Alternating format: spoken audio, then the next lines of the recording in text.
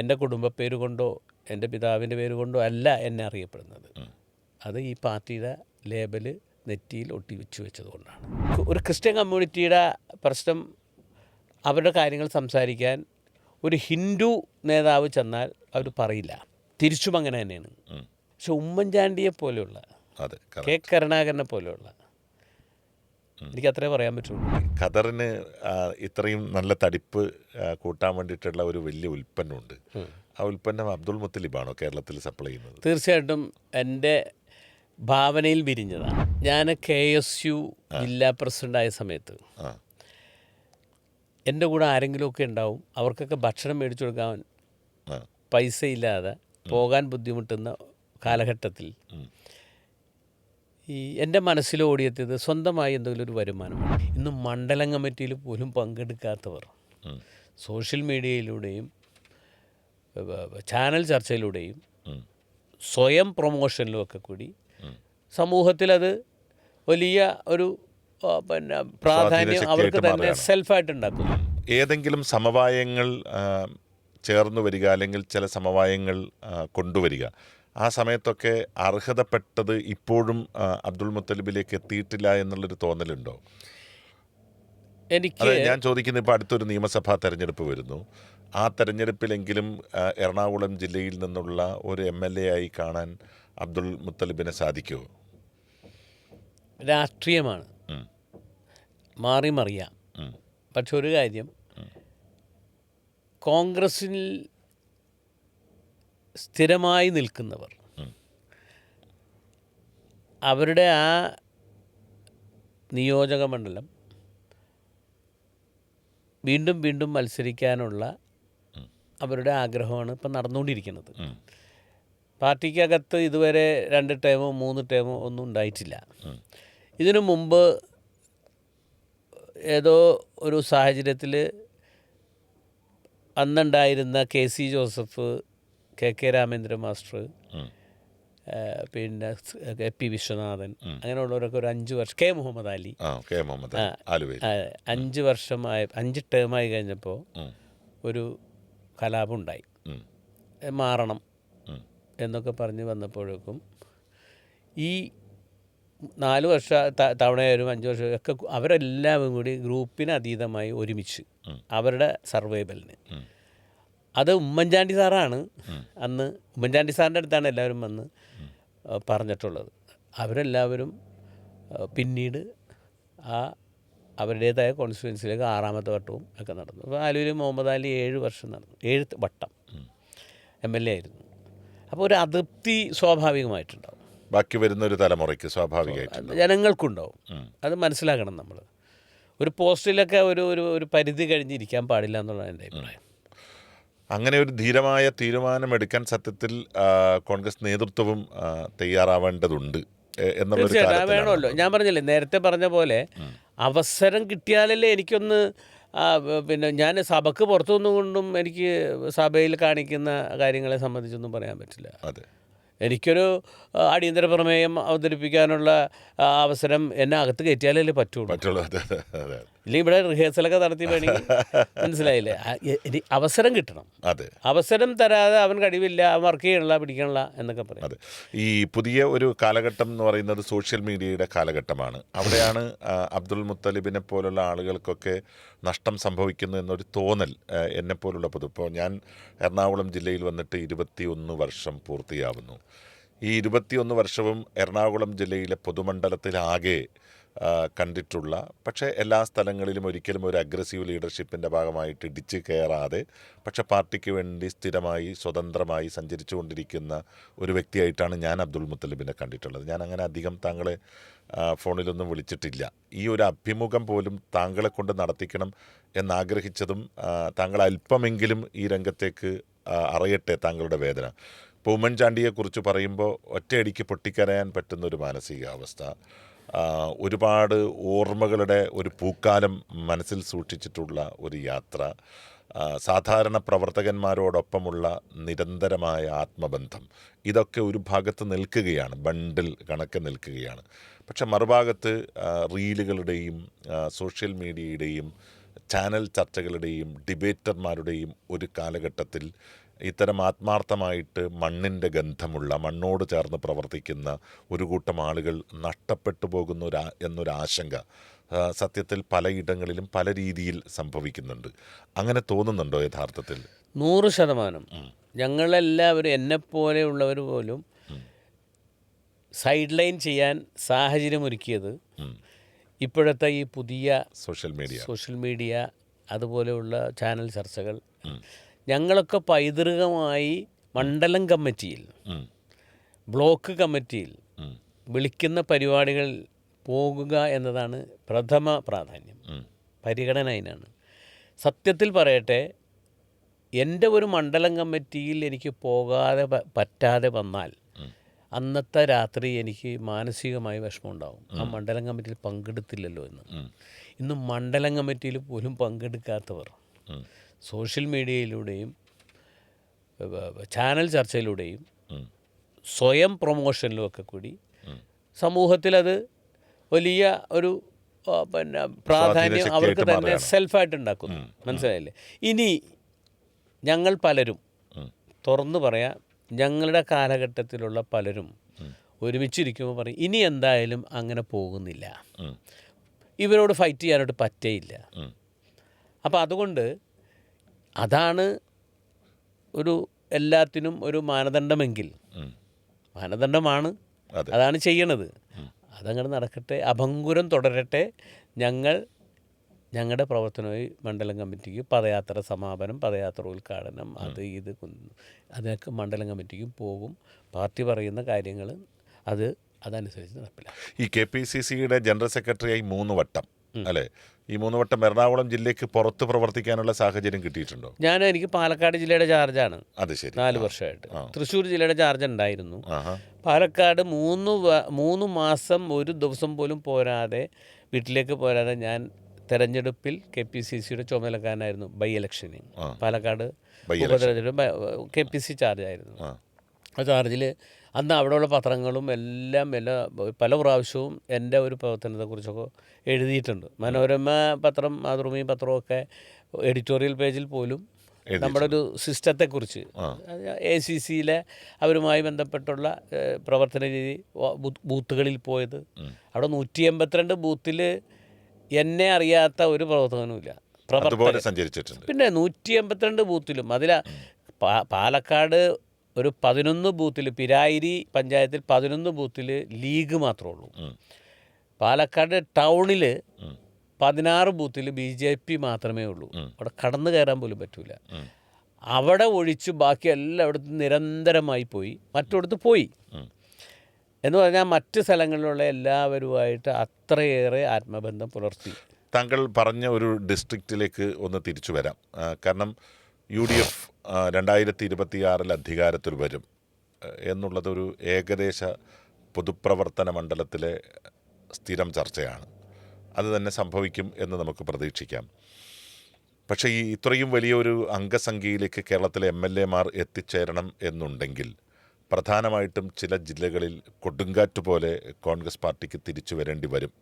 അതിലേറ്റവും പ്രധാനം എപ്പോഴും പറയാറുണ്ട്, തലസ്ഥാനം കിട്ടിയാൽ സംസ്ഥാനം കിട്ടിയെന്നൊരു ചൊല്ല് എല്ലാ കാലത്തും ഉണ്ടായിട്ടുണ്ട്. അപ്പോൾ തിരുവനന്തപുരത്ത് കോൺഗ്രസിൻ്റെ സീറ്റുകൾ വർദ്ധിപ്പിക്കണം.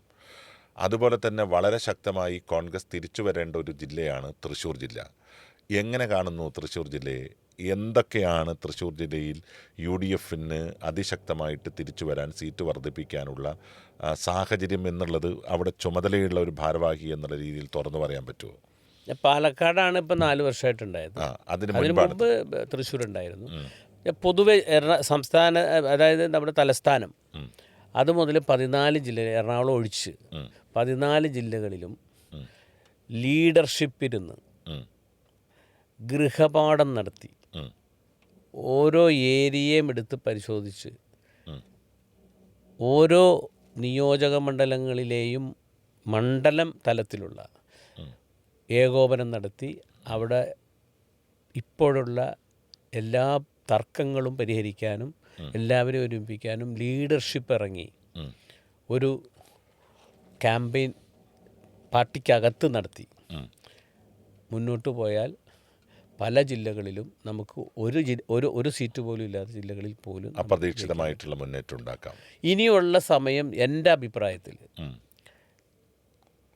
2026 തെരഞ്ഞെടുപ്പിൽ കോൺഗ്രസ്സിന് മഹാഭൂരിപക്ഷം ലഭിക്കാൻ ജനങ്ങൾ ആഗ്രഹിക്കുന്നതാണ്. ജനങ്ങളുടെ ഇംഗിതവും അതാണ്. പക്ഷെ അവരുടെ ഇടയിലുള്ളൊരു പ്രശ്നം ഈ എല്ലാവരും തമ്മിലൊക്കെ ഒരു ഐക്യമില്ലായ്മ എന്ന് പറയുന്ന ഒക്കെയാണ്. അതൊക്കെ ഒറ്റ ദിവസം കൊണ്ട് മാറ്റാൻ പറ്റും. പക്ഷെ അതിനപ്പുറം ഓരോ മണ്ഡലങ്ങളും എടുത്ത് ഗൃഹപാഠം നടത്തി അത്യാവശ്യം കാര്യങ്ങളിൽ തീരുമാനമെടുത്ത് എല്ലാം തീർക്കാൻ പറ്റില്ല. തീരുമാനമെടുത്ത് ആവശ്യമുള്ള കാൻഡിഡേറ്റിനെയും തിരഞ്ഞെടുത്ത് ചെയ്യുകയാണെങ്കിൽ നേരത്തെ ചെയ്യണം. നോമിനേഷൻ കൊടുക്കണമെന്ന് ചെയ്തിട്ട് കാര്യമില്ല. അവന് ആരാണോ ഉദ്ദേശിക്കുന്നത് അയാൾക്ക് ജനങ്ങളുമായി ബന്ധപ്പെടാനും കൂടുതൽ ആവേശത്തോടു കൂടി വർക്ക് ചെയ്യാനും ഒക്കെയുള്ള സാഹചര്യം. ഓക്കെ, ഈ സോഷ്യൽ എഞ്ചിനീയറിംഗ് അതിൻ്റെ പിൻബലത്തിൽ തന്നെയാണ് UDF എല്ലാ കാലഘട്ടത്തിലും കേരളത്തിൽ അധികാരത്തിൽ വന്നിട്ടുള്ളത്. കോൺഗ്രസ് എപ്പോഴും അത്തരം സോഷ്യൽ എഞ്ചിനീയറിങ്ങിന് നെടുനായകത്വം വഹിച്ചിട്ടുള്ള പാർട്ടിയാണ്, അതിൻ്റെ ലീഡേഴ്സ്. ഇപ്പോൾ കെ കരുണാകരനെ കുറിച്ച് നമ്മളെപ്പോഴും പറയുന്നത് കേട്ടിട്ടുണ്ട്. ഒരു കയ്യിൽ ഗുരുവായൂരപ്പൻ്റെ ഫോട്ടോയും മറുകൈയിൽ കേരളത്തിലെ 5 UDFൻ്റെ പ്രധാനപ്പെട്ട ഘടകകക്ഷികളെയും, അത് ഇവിടുത്തെ ക്രൈസ്തവനാവട്ടെ മുസൽമാനാവട്ടെ അവരെല്ലാം ഒരുമിച്ച് കൊണ്ടുപോകുന്ന ഒരു ഗൃഹപാഠം, അതുപോലെ തന്നെ ഒരു ശൈലി ശ്രീ കെ കരുണാകരനുണ്ടായിരുന്നു എന്ന് നമ്മൾ കേട്ടിട്ടുണ്ട്.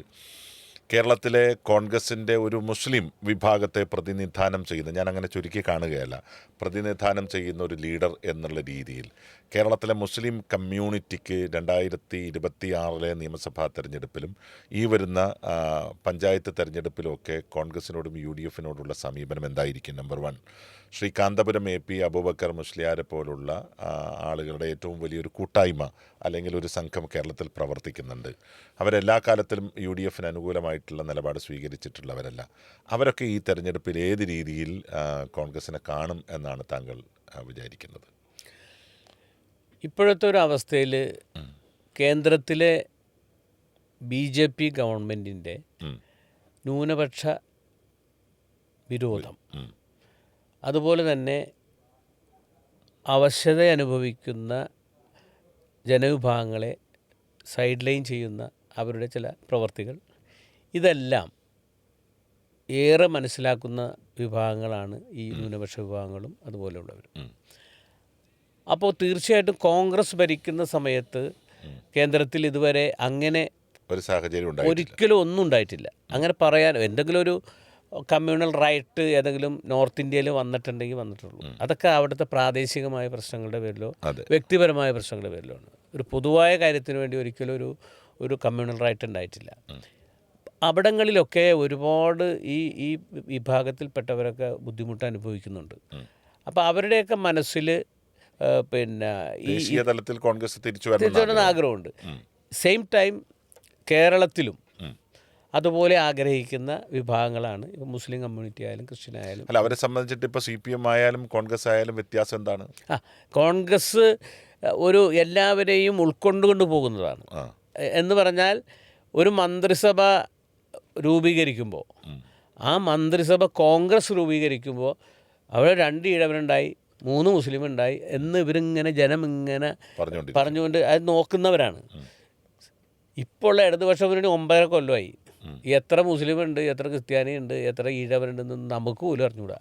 അതാരും അന്വേഷിക്കാൻ തയ്യാറല്ല. കൂടുതൽ ചർച്ച ചെയ്യാനുള്ള അവസരം കൊടുക്കുന്ന പാർട്ടി ഇതാണ്, കോൺഗ്രസ്സാണ്. ഇതുപോലെ തന്നെയാണ് എല്ലാ സമുദായ സംഘടനകളെയും സമുദായങ്ങളെയും ഓരോ തലത്തിലുള്ള നേതാക്കന്മാർ അവരെ ചേർത്ത് പിടിക്കുന്നുണ്ട്. ഇപ്പോൾ ഇവിടെ ഒരു പ്രധാനപ്പെട്ട കാര്യം, ഒരു ക്രിസ്ത്യൻ കമ്മ്യൂണിറ്റിയുടെ പ്രശ്നം, അവരുടെ കാര്യങ്ങൾ സംസാരിക്കാൻ ഒരു ഹിന്ദു നേതാവ് ചെന്നാൽ അവർ പറയില്ല. തിരിച്ചും അങ്ങനെ തന്നെയാണ്. പറയില്ല. കാരണം അവർ ശരി എന്നൊക്കെ പറഞ്ഞിട്ടാവില്ല, അവരുടെ പ്രശ്നങ്ങൾ പറയില്ല. പക്ഷെ ഉമ്മൻചാണ്ടിയെ പോലെയുള്ള, കെ കരുണാകരനെ പോലെയുള്ള, എനിക്ക് അത്രേ പറയാൻ പറ്റുള്ളൂ, ഉള്ളു തുറന്ന് പറയും.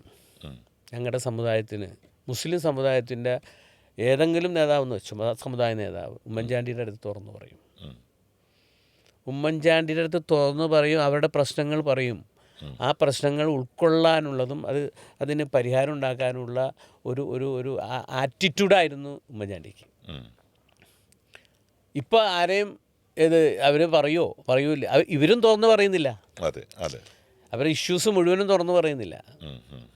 അപ്പോൾ അതുകൊണ്ട് എല്ലാം കൂടി ഇത് കൺസോളിഡേറ്റ് ചെയ്ത് നാടിനും ആ സമുദായത്തിനും മൊത്തം നമ്മുടെ ജനങ്ങൾക്കും ഗുണപ്പെടുന്ന തരത്തിൽ ഒരു സൊല്യൂഷൻ പറയാൻ പറ്റിയ നേതൃത്വമായി മാറണം എല്ലാവരും. ഇത് അവസാനിപ്പിക്കുന്നതിന് മുൻപ്, ജീവിതം എന്ന് പറയുന്നത് എപ്പോഴും ലാഭനഷ്ടങ്ങളുടെ ഒരു കണക്ക് പുസ്തകമാണ്. പൊതുപ്രവർത്തനം മാത്രമായിരുന്നു അബ്ദുൽ മുത്തലിബിൻ്റെ പ്രൊഫഷൻ, അല്ലേ? നാളെ ഇപ്പോൾ മക്കളുടെ പാരൻ്റ് എന്നുള്ള രീതിയിൽ ഒരു വിദ്യാലയത്തിൽ പോയാൽ എന്താണ് പ്രൊഫഷൻ എന്ന് ചോദിച്ചു കഴിഞ്ഞാൽ പൊതുപ്രവർത്തനം എന്ന് എഴുതാൻ ആയിരിക്കും സാധ്യത ഉണ്ടായിട്ടുള്ളത്, അല്ലേ? ഈ പൊതുപ്രവർത്തന വഴിയിൽ അബ്ദുൽ മുത്തലിബിനുണ്ടായിട്ടുള്ള നേട്ടങ്ങൾ എന്താണ്, നഷ്ടങ്ങൾ എന്താണ്? എനിക്ക് മാനസികമായ ഒരു സംതൃപ്തി. ഞാൻ LLB പാസ്സായി കോടതിയിലേക്ക് പോകുന്ന ദിവസം എനിക്ക് പറ്റിയില്ല. അതും ഒരു സാധാരണ പ്രവർത്തകന് വേണ്ടിയിട്ടുള്ള ഒരു തടസ്സമായിരുന്നു. ഞാൻ ചിലപ്പോൾ ജഡ്ജി ആയാലോ, എൻ്റെ ടാലൻ്റ് ഉണ്ടെങ്കിൽ ഞാൻ അതിനപ്പുറം പോകാം എന്ന് ഞാൻ വിശ്വസിക്കാൻ പോയാൽ ഞാൻ തളർന്നു പോകും. എനിക്കൊരു MLA ആവാൻ പറ്റിയില്ല. അപ്പോൾ എന്നെ സംബന്ധിച്ചിടത്തോളം ഒരു മാനസികമായ ഒരു സംതൃപ്തി. കാരണം ഇന്ന് രാവിലെ ആരെയെങ്കിലും സഹായിക്കാൻ കഴിയുന്നതിലുള്ള സംതൃപ്തി, അതാണ് ഏറ്റവും വലിയ നമുക്കുള്ളൊരു എന്താ പറയുക, കൃതാർത്ഥത, ഒരു സാറ്റിസ്ഫാക്ഷൻ. ഒപ്പം തന്നെ നമുക്ക് ഒരു എന്ത് പ്രതിബന്ധങ്ങളുണ്ടായാലും എന്ത് തടസ്സങ്ങളുണ്ടായാലും അതെല്ലാം മാനസികമായ ബുദ്ധിമുട്ടുണ്ടെങ്കിലും അതപ്പം തന്നെ അതിൽ നിന്ന് മോചനം ലഭിക്കാനുള്ള ശക്തി കൂടി അതിനോടൊപ്പം ഈ ബ്ലഡിൽ തന്നെ വന്നു ചേർന്നത്. അത് രാഷ്ട്രീയം തന്നതാണ്, കോൺഗ്രസ് തന്നതാണ്. ആ കാര്യത്തിൽ ഒരു സംശയമില്ല. എൻ്റെ കുടുംബ പേര് കൊണ്ടോ എൻ്റെ പിതാവിൻ്റെ പേര് കൊണ്ടോ അല്ല എന്നെ അറിയപ്പെടുന്നത്. അത് ഈ പാർട്ടിയുടെ ലേബല് നെറ്റിയിൽ ഒട്ടി വെച്ചതുകൊണ്ടാണ്. മാത്രമല്ല, ഒരു കുടുംബത്തിൽ പല അനുഭവങ്ങളും പലതും കണ്ടതുകൊണ്ടും ഇനിയുള്ള രാഷ്ട്രീയ പ്രവർത്തനം അവസാന കാലത്ത് സന്തോഷത്തോടു കൂടി മരിക്കാൻ ഉള്ള ഒരു സാഹചര്യം കുടുംബത്തിലുണ്ടാക്കണം. അപ്പം മറ്റുള്ളവർക്ക് നന്മയും മറ്റുള്ളവരുടെ അനുകമ്പയും ഉണ്ടായാലേ ഇവിടെയും എനിക്ക് അത് കിട്ടുള്ളൂ. അപ്പം അതിൽ നിന്ന് നമുക്ക് ഇപ്പോൾ സത്യത്തിൽ ഇപ്പോൾ രാഷ്ട്രീയത്തിൽ നിന്ന്, പൊതുപ്രവർത്തനത്തിൽ നിന്ന് ഒരുപാട് പ്രയാസങ്ങളും ദുഃഖങ്ങളും കേൾക്കാൻ പാടില്ലാത്തതും ഒക്കെ കേൾക്കുകയൊക്കെ ചെയ്യുമ്പോഴും അതിനൊക്കെ ഒരു പരിഹാരം ഉണ്ടാക്കാൻ 5% സാധിച്ചു എന്നതാണ് നമ്മുടെ ഒരു പ്ലഷർ, സന്തോഷം. അതന്നെയാണ് രാഷ്ട്രീയം തന്ന പോസിറ്റീവ്. അതെ. ഇനി നെഗറ്റീവ് എന്തെങ്കിലും സംഭവിച്ചിട്ടുണ്ടോ? നെഗറ്റീവായിട്ട് സംഭവിച്ചേക്കണത്, എന്നോട് താല്പര്യമുള്ള അല്ലെങ്കിൽ എൻ്റെ കുടുംബത്തിലുള്ള അവരൊക്കെ വലിയ മോഹികളായിരിക്കും, പ്രതീക്ഷയായിരുന്നു. അതായില്ലല്ലോ, ഇതായില്ലല്ലോ. ഞാൻ കല്യാണം കഴിച്ച് വന്നപ്പോൾ സാധാരണ ഭാര്യമാരോട് പറയുന്നതിൽ ആദ്യം പറഞ്ഞൊരു സാധനം, ഞാൻ MLAയോ മന്ത്രിയോ MP യോ ആകില്ല, അത് വെച്ചിട്ട് മുന്നോട്ട് പോരുതട്ടോ എന്നാണ് ഞാൻ പറഞ്ഞത്. മനസ്സിലായില്ലേ? മക്കളോടും പറഞ്ഞു. ഇപ്പോൾ 24 മണിക്കൂറും പലപ്പോഴും പാതിരാത്രി വരെ പല സ്റ്റേജിൻ്റെയും പിറകിലും മുന്നിലൊക്കെ ഞാൻ അബ്ദുൽ മുത്തലിബിനെ കണ്ടിട്ടുണ്ട് ഈ കൊച്ചി മഹാനഗരത്തിൽ. വീട്ടിലെ പിന്തുണ എങ്ങനെയാണ്? വീട്ടിലെ പിന്തുണ ഇപ്പോൾ പോസിറ്റീവായി. നേരത്തെ എതിരായിരുന്നു. കാരണം വെച്ചാൽ മക്കൾ വലുതായപ്പോൾ ഇനി അവരെ ഏറ്റെടുത്തോളൂ. അല്ലല്ല, മക്കൾ വലുതായപ്പോൾ ഈ ഭാര്യ പറഞ്ഞ് പഠിപ്പിച്ചതുണ്ട്, നിങ്ങളെ നോക്കിയിട്ടില്ല, സ്കൂളിലെ മീറ്റിങ്ങിന് വന്നിട്ടില്ല. എൻ്റെ മൂത്തവനോട് പറഞ്ഞത്, പ്രസവ ദിവസം അച്ഛൻ വന്നില്ല, അച്ഛനില്ല, ഞാൻ ഡൽഹിയിലായിരുന്നു. അപ്പോൾ ഏറ്റവും ഒരു ജീവിതത്തിൽ പ്രധാനപ്പെട്ട ദിവസമുള്ളൂ ഭാര്യയുടെ ആദ്യത്തെ പ്രസവം, അതില്ല. അതെല്ലാം ഇവരെ പഠിപ്പിച്ച് നെഗറ്റീവാക്കി നിർത്തി. അപ്പം അതിൻ്റെ കെടുതികൾ മനസ്സിലാക്കി, കെടുതികളുണ്ടായിരുന്നു. ആ കെടുതികൾ മനസ്സിലാക്കിയപ്പോൾ ഞാനിപ്പോൾ ഭയങ്കരമായി അവരെ കെയർ ചെയ്യുന്നു. ഏത് വാക്കുകളിലൂടെയും. വാപ്പച്ചിന്നാണോ വിളിക്കുക, ഉപ്പാന്നാണ്? അങ്ങനെ അല്ല, എന്നാ പപ്പാന്നാണ്. അപ്പോൾ ഇപ്പം പപ്പ അവരുടെ ഏറ്റവും ഇഷ്ടപ്പെട്ട, ഭയങ്കര ഇഷ്ടപ്പെട്ടാണ്. എന്നാലും ഇടയ്ക്കിടയ്ക്ക് വൈഫ് കുത്തും. പക്ഷെ എന്നാലും അവരെ സംബന്ധിച്ചിട്ട് അവർക്ക് ഒരു അഭിമാനമാണല്ലോ തീർച്ചയായിട്ടും. നമ്മൾ. അപ്പോൾ ഈ വെള്ള ഖദറിട്ടിട്ടാണ് എൻ്റെ മുമ്പിലിരിക്കുന്നത്. നല്ല തടിപ്പുണ്ട് ആ ഖദറിന്. ഈ ഖദറിന് ഇത്രയും നല്ല തടിപ്പ് കൂട്ടാൻ വേണ്ടിയിട്ടുള്ള ഒരു വലിയ ഉൽപ്പന്നമുണ്ട്. ആ ഉൽപ്പന്നം അബ്ദുൾ മുത്തലിബാണോ കേരളത്തിൽ സപ്ലൈ ചെയ്യുന്നത്? തീർച്ചയായിട്ടും എൻ്റെ ഭാവനയിൽ വിരിഞ്ഞതാണ്. എന്താണത്? അതൊന്ന് വിശദമായിട്ട് ഒരു അത് ആർക്കും അറിയാത്തൊരു കാര്യമാണ്. ഞാനൊരു ഖാദി ഭവനിൽ പോയപ്പോൾ അവിടെ നിന്ന് ഇങ്ങനെ ഖദർ ഷർട്ട് വാങ്ങിക്കുന്നതിനോടൊപ്പം ഞാൻ ആ ഒരു പൊടി വാങ്ങിക്കുമ്പോഴാണ് എന്നോട് പറഞ്ഞത് ഇത് അബ്ദുൾ മുത്തലിബിൻ്റെ പ്രോഡക്റ്റ് ആണെന്നുള്ളത്. അപ്പോൾ അതൊന്ന് കേരളം മുഴുവൻ അറിയാൻ താല്പര്യം ഉണ്ടാവും. ഞാൻ KSU ജില്ലാ പ്രസിഡൻ്റായ സമയത്ത് എൻ്റെ കൂടെ ആരെങ്കിലുമൊക്കെ ഉണ്ടാവും. അവർക്കൊക്കെ ഭക്ഷണം മേടിച്ചു കൊടുക്കാൻ പൈസ ഇല്ലാതെ പോകാൻ ബുദ്ധിമുട്ടുന്ന കാലഘട്ടത്തിൽ ഈ എൻ്റെ മനസ്സിൽ ഓടിയെത്തിയത് സ്വന്തമായി എന്തെങ്കിലും ഒരു വരുമാനം വേണം. ആ വരുമാനം വേണം എന്ന് മനസ്സിൽ കയറി ഇങ്ങനെ നിൽക്കുമ്പോഴാണ് ഞാൻ ഈ ആദ്യമായിട്ട് പുറത്തു പോകണം മദ്രാസിലാണ്. അന്ന് ഒരു ക്യാൻസറിൻ്റെ ഒരു മരുന്ന് മേടിക്കാൻ KJ ഹോസ്പിറ്റലിന് മുമ്പിൽ അത് കിട്ടുള്ളൂ. അങ്ങനെ ഒരു അടുത്ത് പറഞ്ഞു ഞാൻ വൈകുന്നേരത്തെ ഇതിൽ കയറിപ്പോയി, നമ്മുടെ മദ്രാസ് മെയിലിൽ കയറി പോയി ചെന്ന് രാവിലെ തന്നെ അവിടെ ചെന്ന് നേരെ ആ ഹോസ്പിറ്റലിന് മുമ്പിൽ ചെന്ന് ഈ കടലാസ് കൊടുത്തു. എൻ്റെ ചെറിയൊരു ബാഗായിരുന്നുണ്ട്, മേടിച്ച് വൈകുന്നേരത്തെ വണ്ടിയിലേക്ക് വന്നു. അപ്പം ഞാൻ എന്താ വെച്ച് കഴിഞ്ഞാൽ ഒരു മാർക്കറ്റിൽ പോയി നമ്മുടെ അവിടെ ഇല്ലാത്ത സാധനം എന്താണെന്ന് നോക്കി. എല്ലാം ഉണ്ട്. ഞാൻ തിരിച്ചു വന്നു. വേറെ ദിവസം ബാംഗ്ലൂർ പോയി, അപ്പോഴും എല്ലാ സാധനങ്ങളും ഉണ്ട്. അങ്ങനെ ഇല്ലാത്ത സാധനം നോക്കി കിടന്നപ്പോൾ സത്യത്തിൽ ഖദറിന് വെണ്മ കൊടുക്കണ ഇല്ല, ഒരു സാധനം ഇല്ല. അന്ന് കേരളത്തിലും ഇല്ല. എല്ലാവരും കഞ്ഞി മുക്കുകയും നീലം മുക്കുകയും പിന്നെ അതൊക്കെ ഈ കാശ്മീരിൻ്റെയും ഇന്ത്യയുടെയൊക്കെ ഭൂപടമായി മാറും ചില സ്ഥലത്തുണ്ടാവും. അപ്പോൾ അങ്ങനെയൊക്കെ അപ്പോൾ ഇത് വേണമെന്ന് ഒരു എന്തെങ്കിലും പുതിയ പ്രോഡക്റ്റ്സ്. അപ്പോൾ നമ്മളൊക്കെ ഷർട്ടിൻ്റെ കളറ് മുക്കുന്നതിനൊക്കെ വലിയ ഒരു എഫേർട്ട് എടുത്തുകൊണ്ടിരുന്നത്. അത് അങ്ങനെയായി. ഞാൻ നോക്കിയപ്പോൾ ഒരു ഈ ഖദറിന് വെണ്മയും ചരിത്രം പറയാൻ പോയി കഴിഞ്ഞാൽ അതൊരു പുതിയ എന്താണ് സ്റ്റാർട്ടപ്പിനൊക്കെ കേൾക്കാൻ താല്പര്യമുള്ള ഒരു കാര്യമായിരിക്കും, വെറും രാഷ്ട്രീയമല്ലല്ലോ അത്.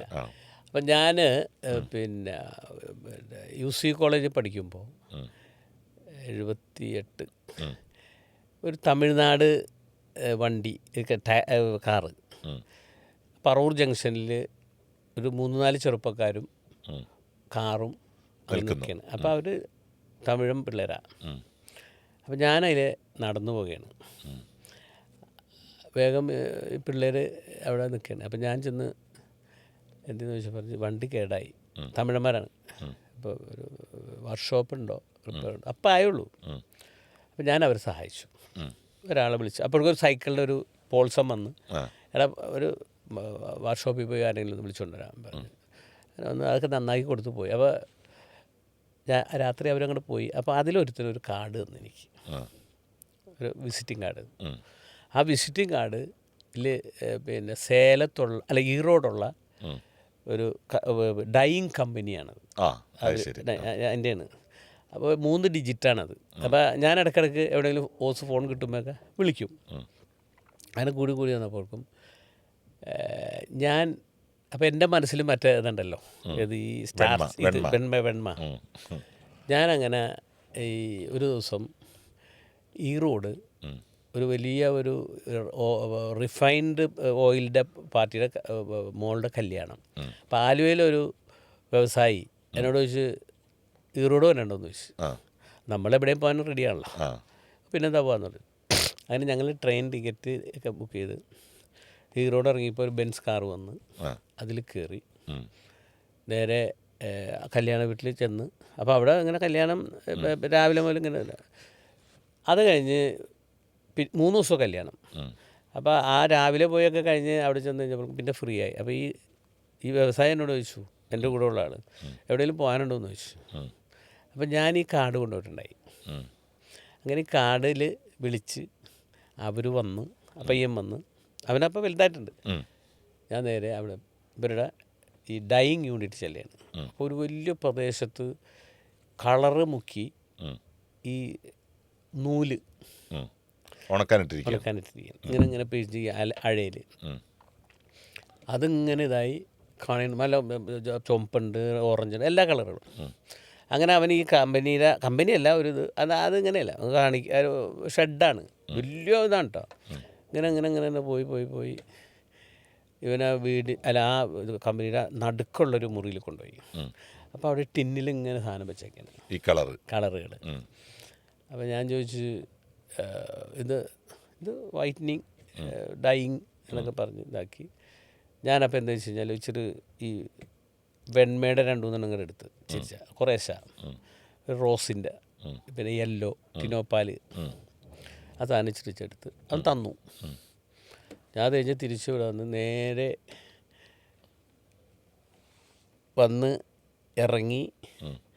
അപ്പം തന്നെ ഞാനിത് ഷർട്ട് മുക്കിയാണ്. ഇത് 3 കൂട്ടി, ആ 3 ഒരു അഡ്ജസ്റ്റബിൾ അങ്ങോട്ട് കൂട്ടി. ഒരു കെമിക്കൽ ലാബ് ടെസ്റ്റിങ്ങിലൊന്നുമില്ലല്ലോ. ഇതാക്കി ഉണങ്ങാൻ കാത്തിങ്ങനെ ഇരുന്ന്, ഇത് രാവിലെ ഉണ്ടോ, ഉണങ്ങാൻ കാത്തിരുന്ന് ഇതാക്കി. വെയിലത്ത് ഉണങ്ങി കഴിഞ്ഞ് കഴിഞ്ഞപ്പോൾ ഇത് നല്ല വളർന്നിരിക്കുകയാണ്. സ്റ്റാർച്ചില്ല കേട്ടാ, നിറം മാത്രം. പിന്നെ അതുമ്പോൾ സ്റ്റാർച്ച് വേണമല്ലോ. അപ്പോൾ ഇതിനി എവിടെ നിന്ന് കിട്ടും എന്നതായി പിന്നത്തെ പ്രശ്നം. അങ്ങനെ ഇരിക്കെ ഞാനൊരു മുഹമ്മദ് അലി MLA കൂടെ BM സുധീരനൊക്കെ ഉണ്ട്, കണ്ണൂർ ഒരു ജയിൽ സന്ദർശനത്തിന് പോയാണ്. അങ്ങനെ ഞങ്ങൾ പോയി. അപ്പോൾ കണ്ണൂർ ഞാനൊന്ന് വെറുതെ അതിൽ നടന്നപ്പോൾ കണ്ണൂർ ഒരു ഡൈയിങ് യൂണിറ്റ് അല്ല കട, ഇത് വിൽപ്പന. അവിടെ പോയി നോക്കിയപ്പോൾ ഈ സാധനങ്ങളെ കുറച്ചുണ്ട്. അത് ചിരിച്ച വാങ്ങി, ഒരു 1.5 കിലോ വാങ്ങി ഞാൻ കൊണ്ടുവന്ന് ഇതൊന്ന് ഇത് ചെയ്ത് നോക്കിയപ്പോൾ സംഗതി. അപ്പോൾ കുറച്ച് സ്റ്റാർച്ച്, മെയ് സ്റ്റാർച്ച് ആയിരുന്നു ആദ്യം. അത് മനസ്സിൽ ഇത് കഴിഞ്ഞ് ഇനിയാണ് സംഭവം. രാജീവ് ഗാന്ധി പ്രധാനമന്ത്രിയായിരുന്ന സമയത്ത് കൊച്ചിയിൽ രാജേന്ദ്ര മൈതാനത്ത് ഒരു സമ്പൂർണ്ണ സമ്മേളനം നടത്തി. AK Antony KPC president. അന്ന് കേന്ദ്ര ഗവൺമെൻറ്റും കേരള ഗവൺമെൻറ്റും ഒക്കെ ഉണ്ട്. നമ്മൾ അവിടെ വലിയ പരിപാടി. അപ്പം ഞാൻ ഈ പിന്നെ സബ് കമ്മിറ്റിയുടെ ഒരു ചെയർമാന്, ശിവശങ്കരൻ ചെയർമാൻ, ഞാൻ ജനറൽ കൺവീനറായിരുന്നു. അപ്പോൾ അവിടുത്തെ ഈ പന്തലിൽ ഇങ്ങനെ ഓരോന്നിൻ്റെയൊക്കെ സ്റ്റാളുണ്ടായിരുന്നു. ടെലിഫോൺ ഡിപ്പാർട്ട്മെൻറ്റ്, അത് ഇത് എല്ലാം ഉണ്ടായിരുന്നു. ഇങ്ങനെ BSNL അല്ല, ടെലിഫോൺ ഡിപ്പാർട്ട്മെൻറ്റ്. അങ്ങനെ ആയി കഴിഞ്ഞപ്പോൾ അവിടത്തേക്ക് ഈ ആ സമ്മേളനത്തിൽ മൊട്ട സമ്മേളനം എന്ന് അറിയപ്പെടുന്നു. മൊട്ട സമ്മേളനം. KC ജോസഫൊക്കെ ഒരു ഒന്നും കിട്ടാതെ മുട്ടയും പൊറോട്ടയും കൊടുത്ത് അങ്ങനെ ഒരു പേരുണ്ട്. അന്ന് ഇതിനു മുമ്പ് അപ്പം ഇത് സമ്മേളനം ഇതിന് 1 മാസം മുമ്പ് ഞങ്ങൾ ഒരുക്കങ്ങൾ തുടങ്ങി. അപ്പം ഞാൻ എൻ്റെ മനസ്സിൽ ഈ പ്രൊഡക്റ്റ് കയറി വന്നു ഉണ്ടാക്കണമെന്ന്. സാധനം ഞാൻ ഇതാക്കിയിട്ടുണ്ടല്ലോ. അപ്പോൾ ഈ റോ മെറ്റീരിയൽ വേണം. അപ്പോൾ ഹൈദരാബാദിൽ നിന്ന് എൻ്റെ ഒരു സുഹൃത്ത് ഒരു ചാക്ക് നേരത്തെ മേടിച്ച് തന്നിരുന്നു, ഈ സ്റ്റാർച്ച്. ഇതൊക്കെ കൂടി മുക്കി ഇങ്ങനെ ഇതാക്കി. അപ്പോൾ അത് കഴിഞ്ഞ് ഈ സമ്മേളനത്തിൽ ലോഞ്ച് ചെയ്യണമെന്ന് മനസ്സിൽ. ഫേമിൻ്റെ പേരിട്ട് നീരജ എൻ്റർപ്രൈസസ് എന്നാണ്. അത് വെറുതെ ഇട്ടതാണ്. സമ്മേളന നഗരിയിലെ ആദ്യത്തെ സ്റ്റാൾ ഞാൻ ഇങ്ങോട്ട് എടുത്ത് പിന്നെ ഈ സാധനം കൊണ്ടുവന്നു. അപ്പം ഞാൻ സെൻറ്റ് ആൽബർട്ട്സ് കോളേജിൽ എനിക്ക് 100 കൂട്ടം പണിയുണ്ട്. സെയിൻറ്റ് ആൽബർട്ട്സ് കോളേജിലെ പിള്ളേരെ ഏൽപ്പിച്ചു വിൽക്കാൻ. സമ്മേളനത്തിൻ്റെ അന്ന് രാവിലെ ഇതെല്ലാം വെച്ച് പിള്ളേരോടൊക്കെ പറഞ്ഞിട്ടുണ്ടായി. പക്ഷെ ഞാൻ ഇതിൻ്റെ സമ്മേളനം ജയിപ്പിക്കാനാണ് നടക്കണത്. KK ബാലകൃഷ്ണൻ മരിച്ചുപോയി. പുള്ളി ആ സ്റ്റാളിൽ വന്ന് അത് പുള്ളി ഇങ്ങനെ അത് നോക്കി ഇതെന്താ സാധനം എന്നൊക്കെ. അപ്പം നീരജ, അപ്പം അതിന് ഞാൻ ഇട്ട ഇത് നീരജ് അല്ല, ഖദർ വസ്ത്രങ്ങൾക്ക് തുമ്പപ്പൂവിൻ വെണ്മ. നീരജ ഖാദി വൈറ്റ്നർ. ഇതൊക്കെ എൻ്റെയാണ്. നീരജ ഖാദി വൈറ്റ്നർ. ഖദർ വസ്ത്രങ്ങൾക്ക് തുമ്പപ്പൂവിൻ വെണ്മ, നീരജ ഖാദി വൈറ്റ്നർ. 2 ബാനറും അടിച്ചു വെച്ച്. പരസ്യരംഗത്ത് രക്ഷപ്പെടേണ്ട ആളായിരുന്നു. അല്ല, ഞാനത് വേറെ ഒന്നും പറയാം, നേരിട്ട് പറയാം, ഇതിൽ പറയണ്ട. അപ്പോൾ എന്ത് ചെയ്യുന്നതെന്ന് വെച്ച് കഴിഞ്ഞാൽ ഈ KK ബാലകൃഷ്ണൻ വന്ന് നിൽക്കുകയാണ്. അപ്പം ഞാൻ സമ്മേളന സെയിൽ വന്നപ്പോഴേക്കും AK ആന്റണിയുടെ പിന്നെ ചെരുപ്പ് പൊട്ടി അപ്പുറത്ത്. ഞങ്ങൾ ഈ ശ്വാസം അപ്പുറത്തിരിക്കുകയാണ്. അപ്പോൾ ചെരുപ്പ് പൊട്ടി. ആ പുള്ളി എന്നോട് പറഞ്ഞ് ചെരുപ്പ് ഒരെണ്ണം മേടിക്കണമെന്ന് പറഞ്ഞു. അപ്പോൾ അന്ന് ആ പ്രസിഡന്റ് എന്നും പറഞ്ഞ് ഞാൻ തോന്നി. അപ്പോൾ നമ്മുടെ TDM ഹാളിൻ്റെ അവിടെ കുറേ കടകളുണ്ട്. ഇപ്പം ഈ പൊട്ടിയ ചെരുപ്പ് പുള്ളി കൈ വെച്ചൊക്കെയാണ്. അത് തുന്നാൻ പറ്റുമെന്നാണ് പുള്ളി നോക്കണം, മനസ്സിലായി. അതുകൊണ്ട് നമ്മൾ നമ്മുടെ സ്റ്റാളിൻ്റെ കയ്യിലാണ് പോണത്. അപ്പോൾ KK ബാലകൃഷ്ണൻ, എന്താ ബാലകൃഷ്ണ എന്നൊക്കെ പുള്ളി ചോദിച്ചപ്പോൾ ഞാൻ പതുക്കനെ എന്തെന്ന് അറിയുമോ, ക്യാമറയൊന്നും ഇല്ലല്ല. ഞാൻ അവനോട് എടുത്ത് AKയുടെ കയ്യിലേക്ക് ഒരെണ്ണം കൊടുത്തു. ഏതൊരു പാക്കറ്റ്? ആദ്യത്തെ വിൽപ്പനേ അത് ശരി. KK ബാലകൃഷ്ണൻ്റെ കയ്യിലേക്ക് കൊടുപ്പിച്ച് എൻ്റെ മനസ്സുകൊണ്ട് പുള്ളി അത് ഉദ്ഘാടനം ചെയ്തു തന്നു, അല്ലാതെ പറഞ്ഞിട്ടില്ല. പിറ്റേ ദിവസം പത്രത്തിൽ പിന്നെ സമ്മേളന നഗരിയിൽ ഖാദി വസ്ത്രങ്ങൾ വെള്ള ഖദറിന് വെണ്മ പകരുന്ന ഒരു ഉൽപ്പന്നം കൂടി വന്നിട്ട് നീരജ എന്ന് പറഞ്ഞു. അതോടുകൂടി നമ്മുടെ മാർക്കറ്റിംഗ് ഓക്കെ ആയി. പക്ഷേ അവിടെ 3 ദിവസം സമ്മേളനം ഉണ്ടായി. തീർന്നോ? കേക്ക് ഈ ഇവിടെ ആർക്കും അറിഞ്ഞുകൂടല്ലോ. കുറേ അവസാനം പാക്കറ്റ് ബാക്കി 2500 പേരെ ഇരിപ്പുണ്ട് കേട്ടോ. അത് യൂത്ത് കോൺഗ്രസ് ഓഫീസിൽ വെച്ചൊക്കെയാണ്. ഈ പാക്കറ്റ് എന്നോട് ഒരാൾ ഉപദേശിച്ച് റാലി വന്നുണ്ടല്ലോ, അന്ന് വിളിക്കാം, പൈസ ആവശ്യം. ഈ നമുക്ക് മുടക്കിയേക്കണ കാശ് കിട്ടി, മറ്റേ അന്ന് 3 ദിവസം കൊണ്ട് വിറ്റല്ലോ. ഇതെങ്ങനെ വെക്കുമെന്ന് പറഞ്ഞു. അങ്ങനെ ഈ യൂത്ത് കോൺഗ്രസ് ഓഫീസിൽ കൊണ്ട് വെച്ചേക്കാണ് ഈ സാധനം. അപ്പോൾ ഇതിൻ്റെ അടിയിൽ നമ്മൾ Neeraja enterprises market junction Aluva എന്ന് എഴുതിയിട്ടുണ്ട്. ഞങ്ങളുടെ നാട്ടുകാരൻ ഒരാളുടെ ഫ്രണ്ട്സ് ഹോട്ടലുണ്ട്. അവിടെ അതിൽ പോയപ്പോൾ പിന്നെ ചായ പിടിച്ചുകൊണ്ട് പോകുമ്പോൾ ഈ അദ്രാമൻ സാഹിബിനോട് എടാ ഈ നീരജ എന്നൊക്കെ പറഞ്ഞാൽ ഏതായത് ഇവിടെ കുറേ കത്ത് വന്നിട്ടുണ്ടല്ലോ എന്ന് പറഞ്ഞു. ഞാൻ നീരജ കേട്ട് ഏത് കത്ത്, ഇതിൻ്റെ അടിയിൽ ഇരിപ്പുണ്ടെന്ന് പറഞ്ഞിട്ട് കുറേ കത്തുകാരെടുത്ത് തന്നു. ഞാൻ വാങ്ങിച്ചു വെച്ചിട്ടുണ്ടായി, കളഞ്ഞില്ല. ഈ കത്ത് നോക്കിയപ്പോൾ എല്ലാം വായിച്ചു നോക്കിയപ്പോൾ സംഗതിയേ ആവശ്യക്കാരുടെ കത്താണ്. അങ്ങനെ അത് സാധനം ക്ലിക്ക് ചെയ്ത് പിന്നെ ഖാദിയുടെ ഇത് വേണം, ഏത് ഈ ഖാദി ഭവനിൽ വിൽക്കണമെങ്കിൽ അപ്രൂവലാണ്. അന്ന് ഞാൻ KR ഗൗരി മന്ത്രിയായിരുന്നു. പോയി സംസാരിച്ച് അവരൊന്നും തന്നില്ല, ഈ ഖാദി ബോർഡിൽ അവരൊന്നും തന്നില്ല. പിന്നെ അവരുടെ നേരിട്ട് പറഞ്ഞ് തന്നു. അങ്ങനെ ഈ സാധനം അങ്ങോട്ട് ടപടപാർന്നു. ഇപ്പോൾ കേരളത്തിൽ എത്ര പാക്കറ്റ്? പക്ഷെ ഒരു കുഴപ്പമുണ്ട്, 9.5 കൊല്ലമായിട്ട് കൊന്നു കളഞ്ഞു. ഖാദി മേഖലയെ ഇവർ തീരെ ശ്രദ്ധിക്കുന്നില്ല, അവഗണിച്ചു. എല്ലാ സർവോദയ സംഘങ്ങൾക്കും കോടിക്കണക്കിന് രൂപ സബ്സിഡി ഇനത്തിൽ, അതായത് ഈ റിബേറ്റ് ഇനത്തിൽ കൊടുക്കാനുണ്ട്. നമ്മുടെ സാധനമൊന്നും പൈസ തന്നെയില്ല, കൊടുത്തതിൻ്റെ കാശില്ല. അത് തന്നെ നമ്മൾ ഒരു 10% ചുരുക്കി അത്യാവശ്യക്കാർക്ക് കൊടുക്കുള്ളൂ. പൈസ ഖാദി ഭവനിലൊന്നും ഇപ്പം നീരജ് കിട്ടാനില്ല, കൊടുക്കാൻ പറ്റില്ല. നമുക്ക് കാശ് തരാനുണ്ട്. അനിയൻ വേറെ ബിസിനസ്സിലേക്ക് പോയി. എന്നിട്ട് നീരജൊക്കെ നല്ല ഇതുണ്ട്, ഇപ്പോഴും നല്ല ഡിമാൻഡാണ്. ഞാനൊക്കെ വാങ്ങിക്കുന്നതാണ്. പിന്നെ നമുക്ക് പൈസ തരാനുള്ളത് കൊണ്ട് യൂണിറ്റ് ഒക്കെ പിന്നെ എൻ്റെ വീടിൻ്റെ സൈഡിൽ ആരംഭിച്ചു. അതിന് എൻ്റെ മറ്റേ ആദ്യം തുടങ്ങിയതിന് രജിസ്ട്രേഷനൊക്കെ വേണ്ടി വീടിൻ്റെ ബാക്ക് വശം കാണിച്ചാൽ ചെയ്തത്. എല്ലാം കഴിഞ്ഞിട്ട് വേറെ എൻ്റെ അവിടെ തന്നെ വീടിൻ്റെ അടുത്ത് ഞങ്ങൾക്ക് ഒരു സ്ഥലം ഉണ്ടായിരുന്നു, അവിടെ ഒരു ഷെഡൊക്കെ പണിതാക്കി നല്ല രീതിയിലായി. ഇപ്പോഴും എൻ്റെ വീടിൻ്റെ ഞാൻ താമസിക്കുന്നത് നടന്നു തന്നെ. അത് കാരണം അവർക്ക് കുറച്ച് പേരുണ്ടല്ലോ.